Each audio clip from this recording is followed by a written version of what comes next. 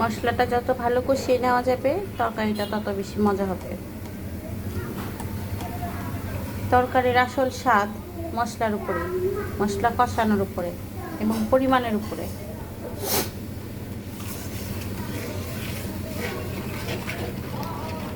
এখন আমি এটাকে ঢেকে দিব মশলাটা কষানোর জন্য।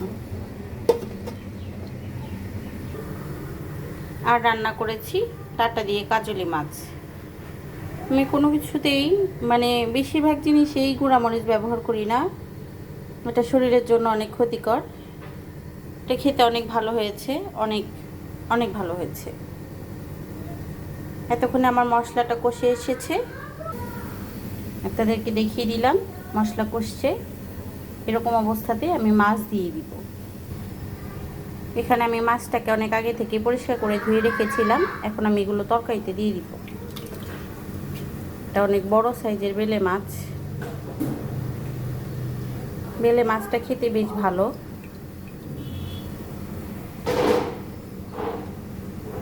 বউ মাছ, একদম দেশি মাছ। দেশি মাছের স্বাদই আলাদা, এটা অনেক হেলদি।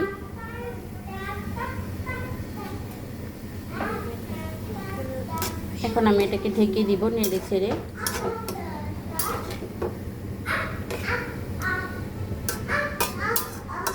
আমি আজকে দুপুরের জন্য আর করেছি আলু ভাজি, বড় মাছ ভাজি, এখানে আছে ডাল, সঙ্গে করব টাটা পাতা ভর্তা।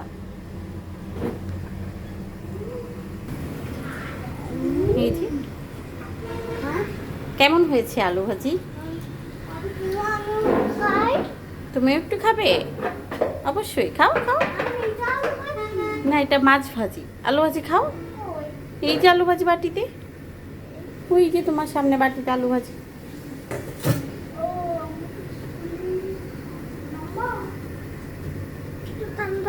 খাবো। কেমন হয়েছে খেতে আয়াত? ফিরে এলাম 3 মিনিট পরে।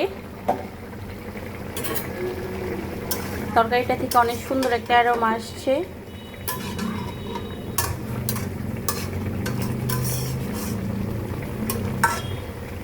এখন দিয়ে দিব একটু ধনিয়া পাতা।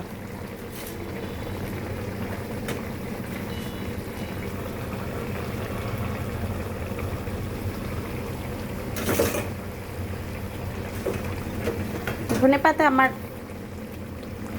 বর খুব একটা পছন্দ করে না, আমি পছন্দ করি, তাই অল্প অল্প এনে দেয়। এখন খেতে খেতে তারও মানে ভালোই লাগে নাকি। আমি লবণটা দেখিয়ে দিলাম, সেটাও ঠিক আছে। এখন এই মতো অবস্থায় আমি আরও 5 থেকে 8 মিনিট রান্না করে নিব। ফিরে এসেছি 5 মিনিট পর। এখন আমি তরকারিটাকে একটু নেড়ে দিব।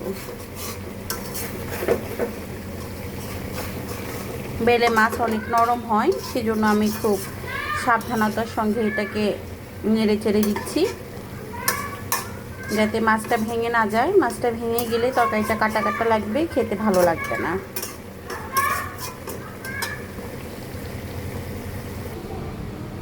দেখেন খাবারটা দেখতে কত সুন্দর হয়েছে, এটা খেতেও অনেক ভালো হয়েছে।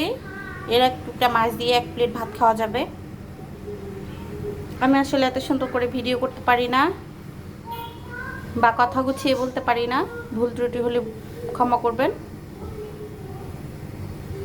আর অবশ্যই অবশ্যই একবার চেষ্টা করবেন বাড়িতে।